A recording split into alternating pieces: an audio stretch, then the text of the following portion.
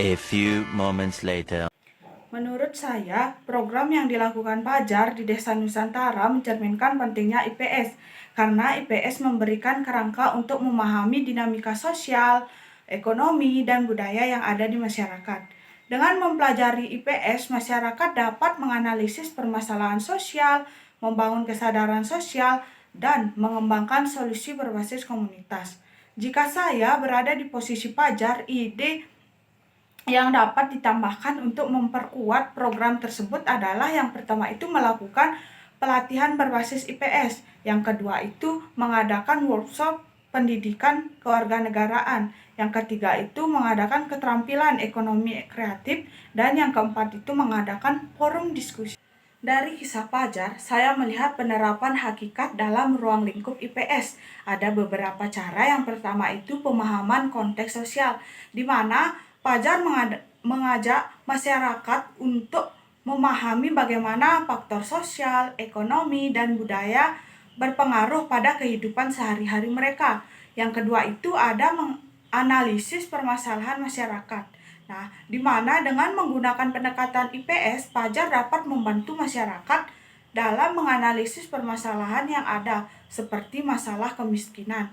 Yang ketiga itu ada partisipasi yang aktif. Nah, di mana Pajar mendorong masyarakat untuk terlibat dalam proses pembangunan desa. Menurut saya, aspek lain yang dapat dimanfaatkan adalah seperti geografis, sejarah lokal, ekonomi, kearifan lokal.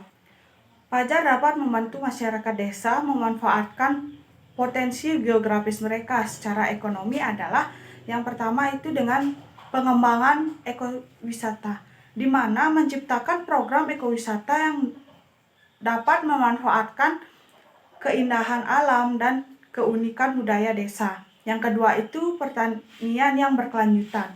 Nah, dengan mengoptimalkan lahan pertanian dengan metode pertanian berkelanjutan seperti misalnya pelatihan pertanian organik.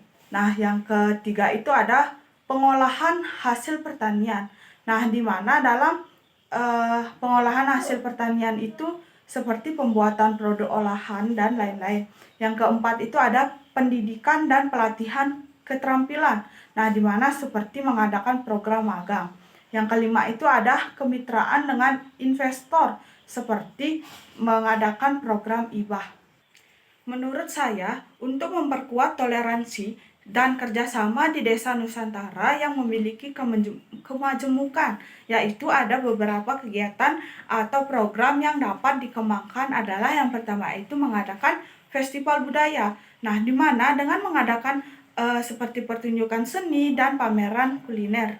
Nah, yang kedua itu ada program dialog antar budaya, di mana seperti diskusi tematik dan sesi cerita. Nah, yang ketiga itu ada pelatihan kerjasama komunitas, seperti mengadakan proyek kolaboratif dan keterampilan komunikasi. Yang keempat itu ada mengadakan kegiatan olahraga bersama, seperti turnamen olahraga dan olahraga tradisional. Yang kelima itu ada program relawan sosial. Nah, di mana dengan mengadakan kegiatan bakti sosial dan dukungan untuk pendidik.